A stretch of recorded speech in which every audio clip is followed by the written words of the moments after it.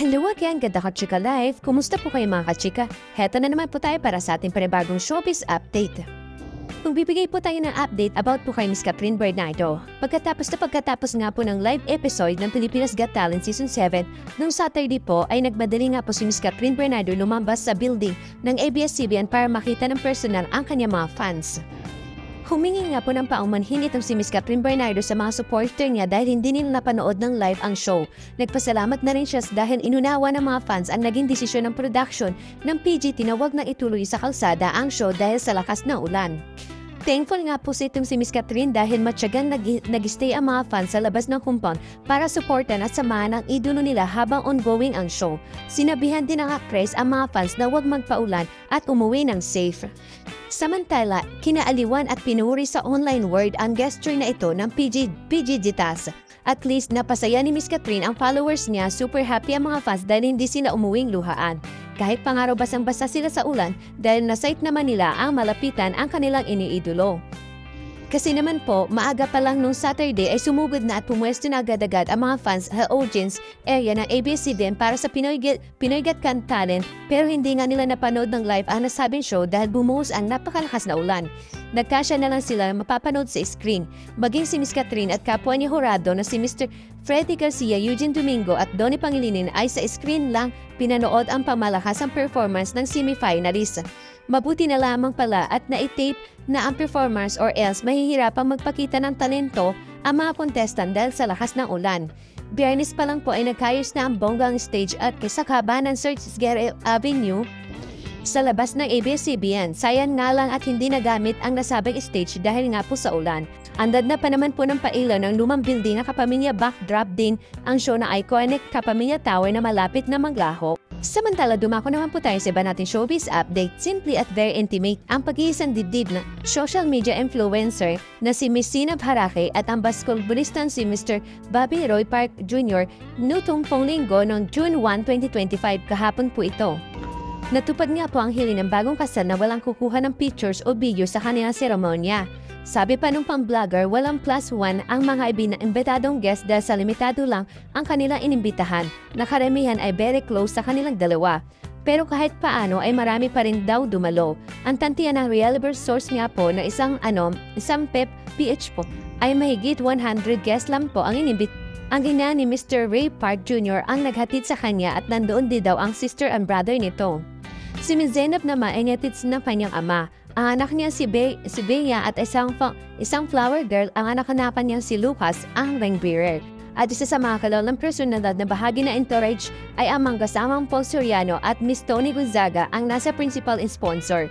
Sabi nga po ni Miss Tony, first time niya mag-inadninan sa kasal.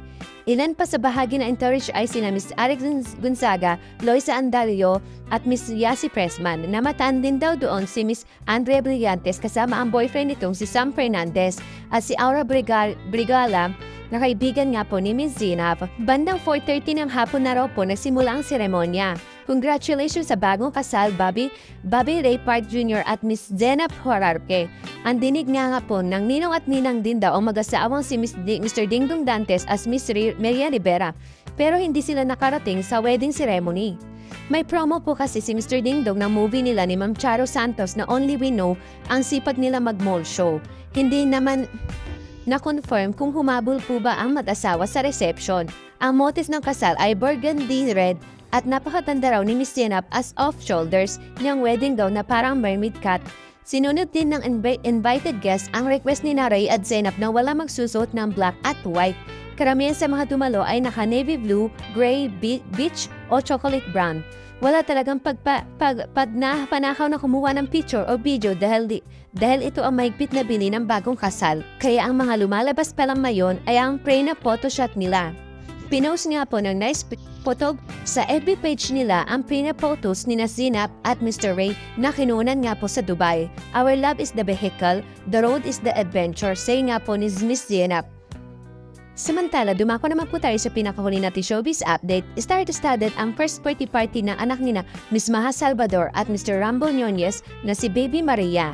Nag-share nga ng pictures na kuha sa nasabing event si Miss Ritan ng Beauty Derm na close friend at business partners na mag-asawa. Si Miss Ray na nga po nagkwento na star-studded ang birthday party ni Maria. Ang saya. Ilan sa mga nakasama ni Miss Ray sa birthday party ni Baby Maria ay ang mga mag-asawang Arjo Artaide at Maine Mendoza, Daron Espanto, Jelly Divinen, Pooh, Angel Lastimosa, Joshua Garcia, Nadia Montenegro at Mr. Piolo Pascual. Sa BGC yung party last Saturday nga po, chika po ni Miss Ray. Sa isang picture ay may kuha nga po si Miss Ray na kasama ang mag-inang Maha at Maria pero tinakpan niya ang heart emoji ang mukha ng bata. No face reveal pa nga rin ang Baby Maria dahil ngayon ang gusto ni na Maha at Mr. Rambo. At syempre po, hindi po nawala si Miss Catherine Bernardo sa party. Nandoon po si Miss Catherine Bernardo dumalo pagkatapos nga po ng BGT ganap ay dumiretso nga po si Miss Catherine Bernardo sa birthday party ni Baby Maria. At makikita po sa mga clips or sa mga video na binahagi po na nagkalat po ngayon sa social media account, lalong-lalo na po dito sa X na dati po siyang Twitter na nakikita po na sobrang enjoy itong si Miss Catherine Bernardo kasama ang kanyang malalapit na kaibigan. Thank you for watching. Kung nagustuhan niyo po ang video ito, subscribe na sa Starlight Showbiz YouTube channel and please don't forget to hit the bell button for our latest updates.